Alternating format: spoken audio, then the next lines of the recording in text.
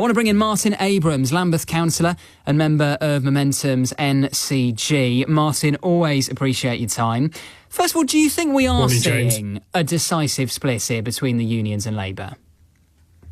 Well, this is a big deal. Let's make no mistake about that. The Labour Party potentially losing the support of Unite the Union, one of its largest financial backers, is a pretty damning indictment on Keir Starmer's first year in government. And, you know, as you've already mentioned, James, the Birmingham bin strike should have been resolved months ago. Instead, a Labour council backed by a Labour government has allowed this dispute to continue inexplicably. And you've already mentioned that these are low-paid public sector workers that are absolutely desperate for a pay rise.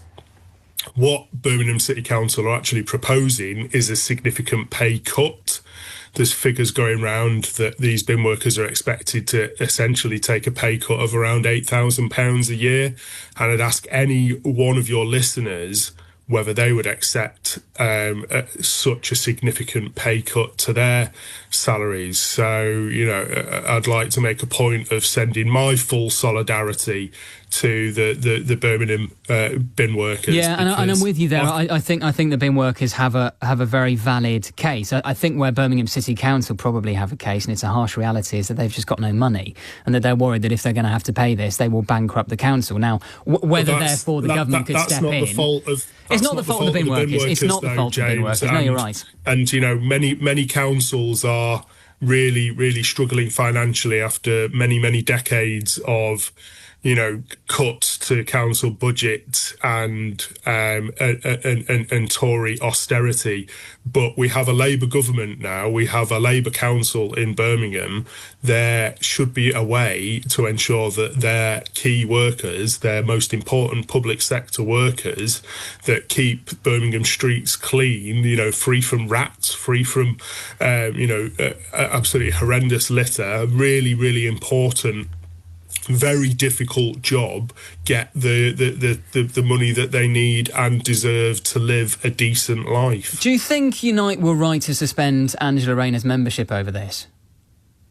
Well, it just goes to show the level of disconnect between Keir Starmer's Labour Party and the trade union movement now, because, as you said, James, the Labour Party was born out of the trade unions, and there has been an inextricable link between the Labour Party and trade unions for over 120 odd years. And, you know, even through, you know, governments such as Tony Blair's government, where, you know, the Labour Party did drift, quite far to the right under, you know, Tony Blair's, you know, Blairite government, and continuing, you know, many of the policies of Margaret Thatcher. But Angela Rayner's not even a Blairite, is she? I mean, a lot of people would say she is a leading voice on the soft left of the party. A lot of people on the left of the party would be more comfortable, would they not, with Angela Rayner in Downing Street at the moment than Keir Starmer. So is it not surprising that Unite have turned on Rayner?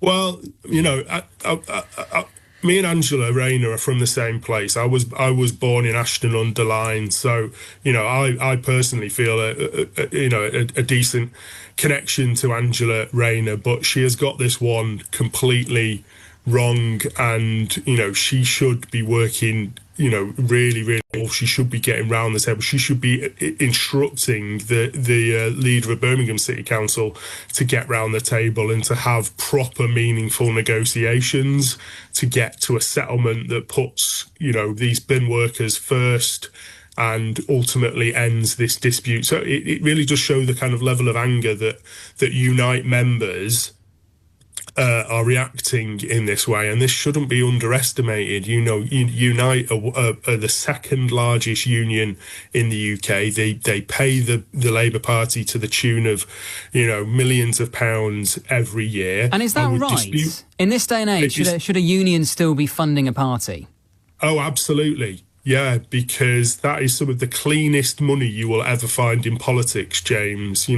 These trade unions are funded by members, and all the trade union legislation that has been put in over the years ensures that the level of scrutiny that trade unions have is way higher than almost any other political donation. And I'd much rather have money coming from the trade union movement than individuals, like all the donations we've seen under Boris Johnson, or, the scandal of the freebies that have been going to, Keir Starmer with his free tickets. And do you think the unions may start funding other parties instead? I got a message here from Melanie saying, I think it's a good thing, this break between Labour and the unions, because the unions can start funding Zara Sultana and Jeremy Corbyn's new party instead, a real left-wing party. Now, we still don't know about that party because there's no confirmation as to whether Jeremy Corbyn's actually going to be in it. But assuming such a party existed, or maybe they might want to fund the Green Party, would you welcome that? Do you think that may happen? That remains to be seen. It's very difficult to comment on a party that doesn't actually exist. But the Labour Party has lost its way in terms of standing up for working people, working class people, and ultimately reducing inequality and standing up for Labour. The Labour Party, the clue is in the name. It's about standing up for working class people rather than the ruling class. And I think what has happened over recent years under Keir Starmer is the party has become too in hoc to the ruling class, and they have been captured in many respects by corporate lobbyists, by really, really rich individual donors, and there's no such thing as a free lunch. All these people want something from their individual donations.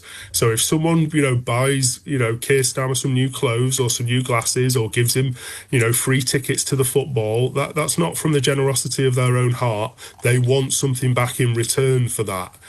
Trade unions, however, their primary interest is the collective interest of working class people to reduce inequality, to redistribute wealth, to redistribute power to working class people, so that society ultimately improves for the vast majority of people, and that wealth and power is not concentrated in the hands of the few.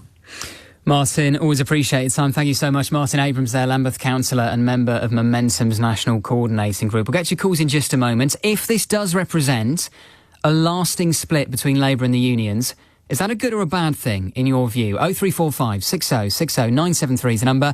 It's 6:17. James Hanson.